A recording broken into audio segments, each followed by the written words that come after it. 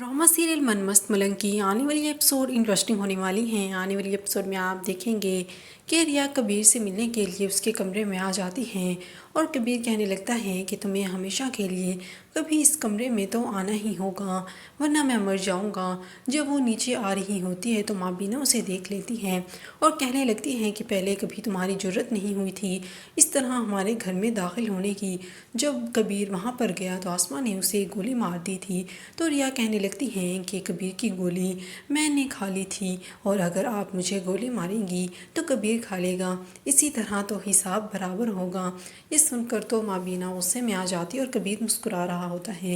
रिया जिस तरह से बहुत खुश दिखाई देती है तो अस्मा कहने लगती है मैं भी पहले इसी तरह खुश दिखाई देती थी और ना चाहते हुए भी कहने लगती है कि मुझे अपनी सारी दुनिया उसी गाड़ी में नज़र आती थी।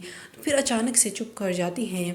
अब तो रिया को भी शक होने लगा है कि कबीर जो कुछ भी उसकी बहन के बारे में कह रहा था बिल्कुल ठीक कह रहा था।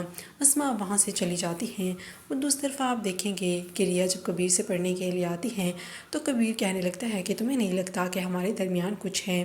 रिया कहने लगती हैं कि ये पता नहीं, अभी तुम मुझे इम्प्रेस करने की कोशिश करते रहो और जब मैं इम्प्रेस होंगी तो मैं तुम्हें बता दूंगी। कबीर भी रिया की बात सुनकर मुस्कुराने लग जाता है।